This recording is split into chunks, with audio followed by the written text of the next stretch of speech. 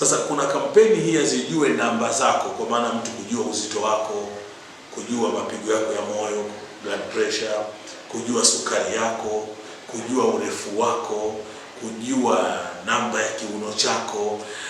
Tumeshuhudia familia zinaingia kwenye migogoro ya kushikana uchawi. Kumbe aliyefariki alikuwa na shida ya pressure, hadi ya kuwa hajui. Tumeshuhudia koo zinapasuka.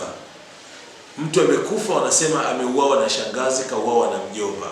Kumbe shida haikuwa kuuawa, lakini shida ilikuwa sukari. Alikuwa anaishi hajui kama ana sukari. Kwa ujumla, maradhi haya yasiyoambukiza, sisi kama Baraza Kuu la Waislamu wa Tanzania BAKWATA tunaungana na serikali kuhakikisha kwamba tunapeleka huduma kwa Watanzania bila kujali dini, kabila, rangi wala taasisi. Ndio maana leo kwenye huduma hii ya macho wamekuja Waislamu, wasiokuwa Waislamu.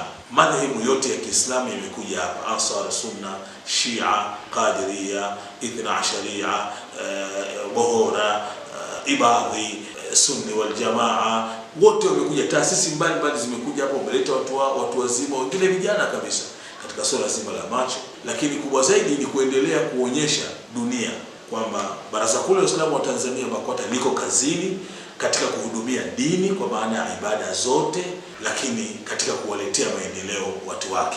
Falsafa ya Mheshimiwa Mufti na Sheikh Mkuu wa Tanzania anasema, jitambue, badilika, acha mazoea. Kwa maana ya kwamba yule alikuwa anafikiri BAKWATA kazi yake ni kusalisha tu, kusimamia maulidi tu, kusimamia ndoa, mirathi, talaka, basi. Hapana, anafikiri vibaya.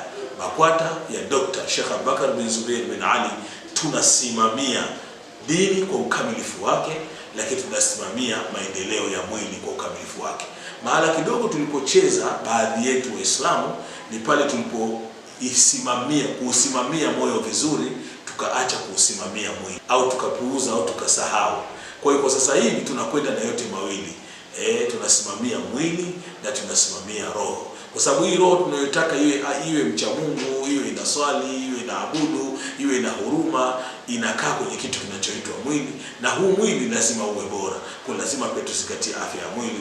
Ndio maana leo Baraza Kuu la Waislamu wa Tanzania BAKWATA tumepaza sauti kuonyesha kwamba tunashughulikia swala la macho, lakini nitumie nafasi hii kuishukuru CSSC, Christian Social Service Commission, ambao tumekuwa na ushirikiano mazuri sana chini ya mkurugenzi wake ambaye tunafanya naye kazi, Dr. Peter Maduki, lakini hapa yuko Dr. Henry na wasaidizi wake na wote wale ambao wanashiriki katika hili.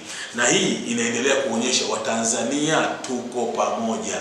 Angalia, hili ni Baraza Kuu la Waislamu wa Tanzania na hii ni Christian Social Service Commission, CSSC. Ni shirika la Kikristo, lakini tunashirikiana, tunawaletea maendeleo watu wetu bila kubagua.